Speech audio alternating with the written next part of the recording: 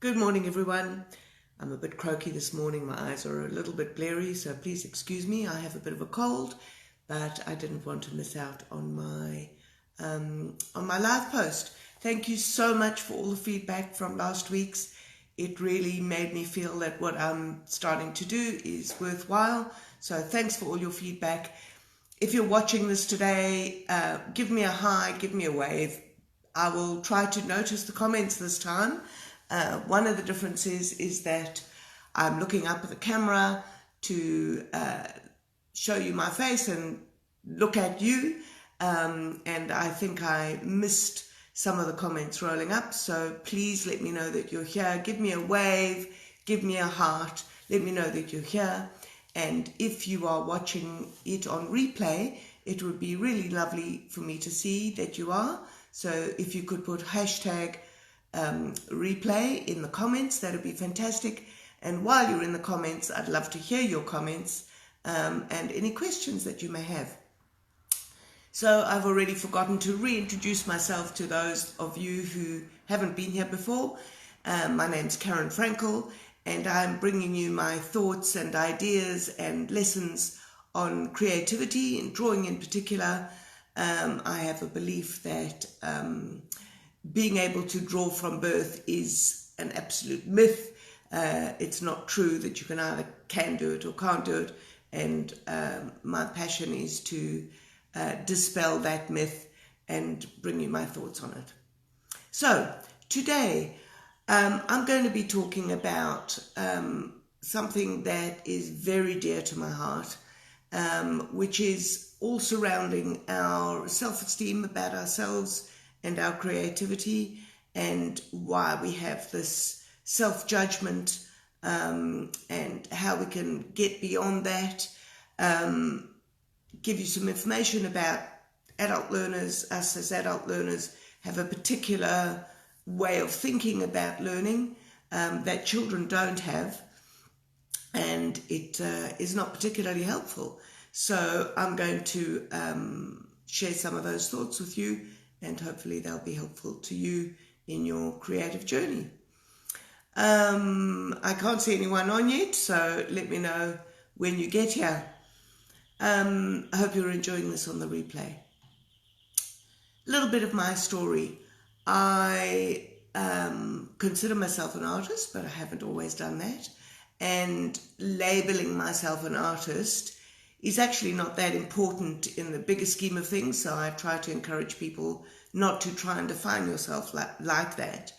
But we're all human, and I'm human, and it was a big part of what I needed to do for myself. My father was an artist. I grew up in a household with his work all over the place, and he was definitely a mentor to me, especially when I started taking my art more seriously. And when I did start taking my art more seriously, I had this small little voice in my head saying, "You're not an artist. How can you compare yourself to your father? How can you teach art when you're not as good as him?" And I had all of these self-critical things going on, and none of them were particularly helpful at all. That started to dispel a little bit when I actually began having conversations with my father as artist to artist. And I got the feeling from him that he valued my contributions, he valued my artwork, but mostly he saw me in an, I was going to say equal place, and then I was thinking, oh no, surely I wasn't equal to him. So there's my little judgmental mind going on again. But it was an absolute privilege and a profound feeling to have those discussions with him as artist to artist, as creative to creative. He valued my comments, not as criticism, but as an ongoing discussion. So it was a really beautiful part of my relationship with him. More than that, as a teacher of art, I've been teaching now for about 15 years. As a teacher of art, I often questioned how good is my art? Who am I to be teaching art, to be giving information? And I sometimes question myself on that as well.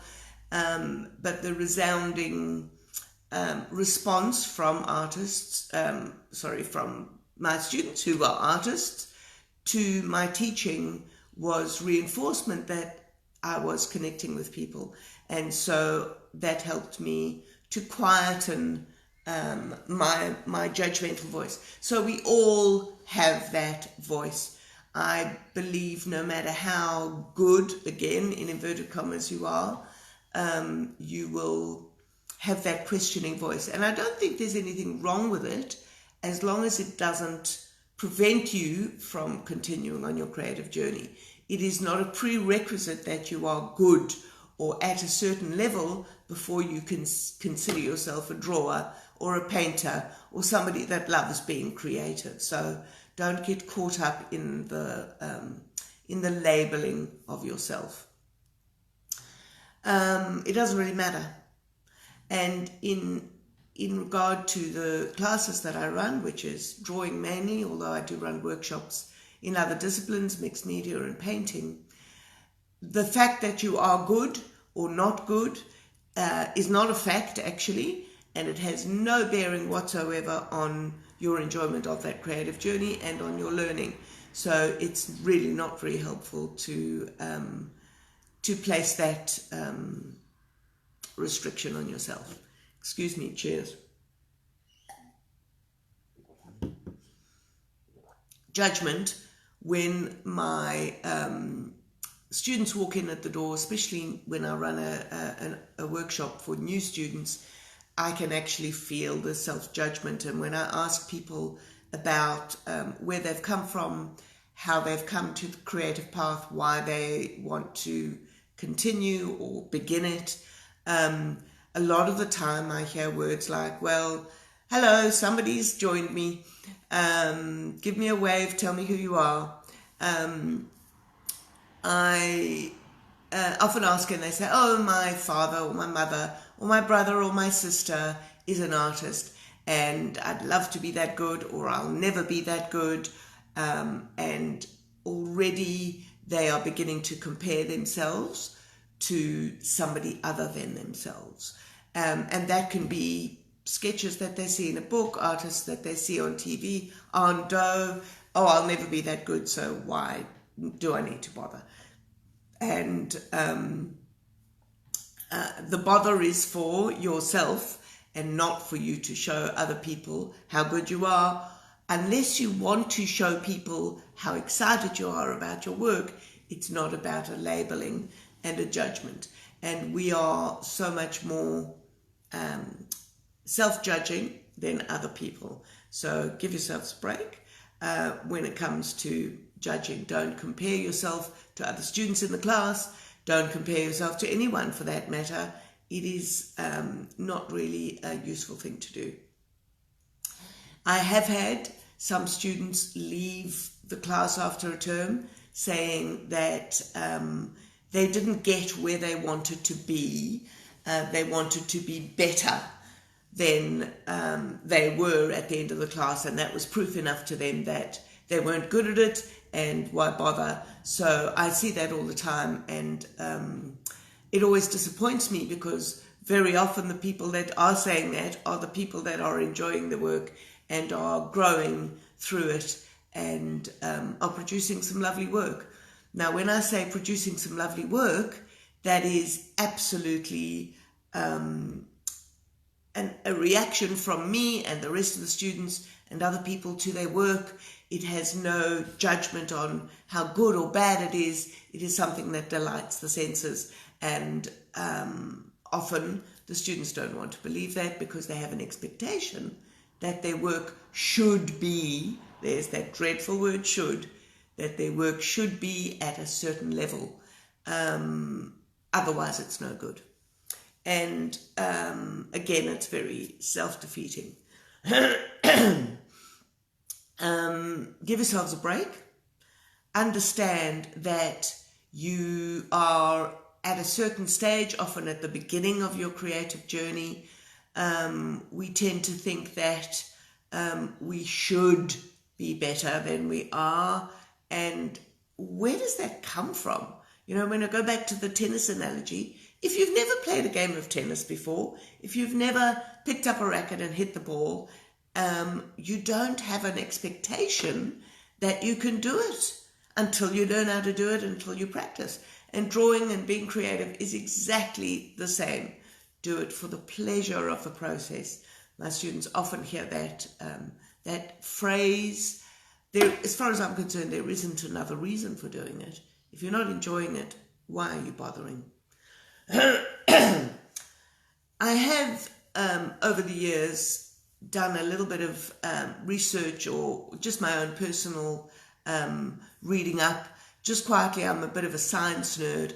And when the whole neuroplasticity science came about, which is the understanding that the brain is constantly learning, constantly growing, constantly changing to enable you to understand your work differently, grow, learn more. I was really, really excited, because what it meant was no matter how old you are, you can still learn and you can still grow your brain. It's not the same as your aging arthritic fingers and that sort of thing. And what actually happens is the little neurons and the millions and millions of nerves and things in your brain. I don't really understand it perfectly, but I do understand that there are pathways that grow in your brain, and new neurons grow. Excuse me if I've got the wrong terminology, but new pathways grow and get stronger in your brain every time you learn something new. So you often hear that learning a language or learning something new is extraordinarily good for you as you age, keeping your brain young, staving off dementia. So that's because your brain is able to change and grow. That's where the word plasticity comes from. It's plastic. It can get fired up. And the same is happening when you are learning to draw. When you practice something like drawing, your brain develops these new pathways, and then when you come back to your drawing, the stronger the pathways are, the more easy you find the task. And that brings me to an understanding of why some adult learners, and I include myself, are so hard on themselves when learning, and in my case, when learning to draw. As adult learners, we have a certain lifetime of experience before us, we have education before us, and if we go to a drawing class, we can understand very well what the teacher is saying to us, we understand the concepts, we watch a demonstration, and it all looks very easy. And we wonder why, when we go back to our desk to try and perform the same task or a similar task or an exercise that the teacher has given us, we wonder why we can't do it like the teacher. And we understand it, we can see it looks easy, we've been given clear instructions, we have the same materials, why can't we do it? And the answer really is we haven't developed those pathways yet. The teacher has worked on their work, has taught, has been a practitioner of their art for many, many years most of the time, and their pathways are very strong, and they have developed them and are able to do it easily.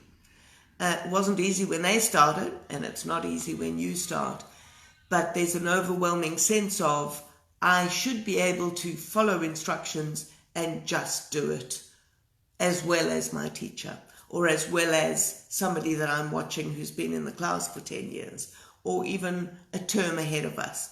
And not only is there that time that we haven't given ourselves, everyone starts from a different point of view. So some people may have had more exposure, like I had. I had more exposure to my dad, who was an artist around me, and I learned by osmosis, really. We didn't really have lessons. So everyone is at a different place when they begin this journey. So it is, once again, not important to compare yourselves. And it is a thing that you should give yourselves a break on. Realize that this is the very first steps, especially in the beginning, of you on this journey. And how could you possibly be better than you are when you haven't taken more steps? And how can you run before you've learned to walk? How can you run a marathon before you've learned to run? And all of these things we understand in the context of sport and that sort of thing, but we seem to have a roadblock when it comes to being creative. We expect that we can either do it or we can't do it. So it's the expectation of whether we're good or bad, and the labeling of that prevents us often from continuing on this creative journey.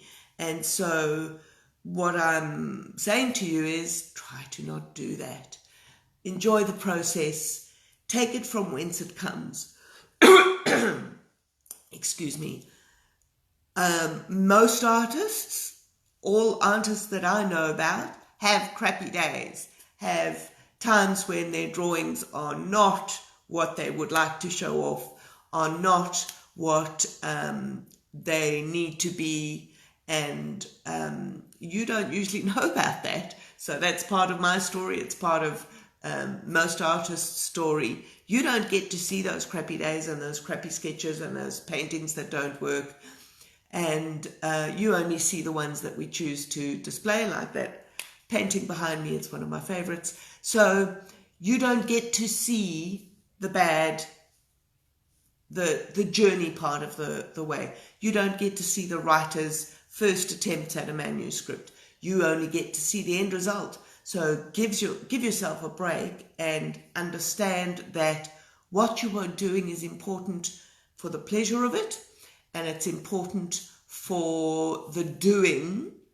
and your growth will come out of that, and your practice will come out of that, and you will slowly get to where you will then consider that the end result is what you wanted.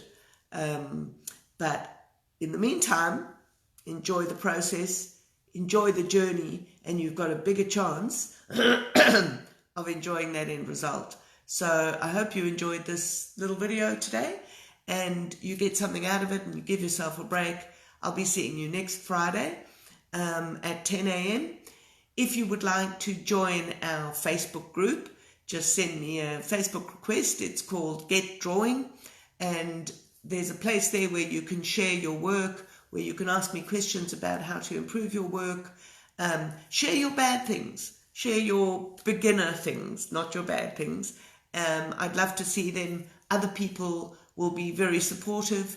We're all on this journey together. I know it's a bit of a cliche.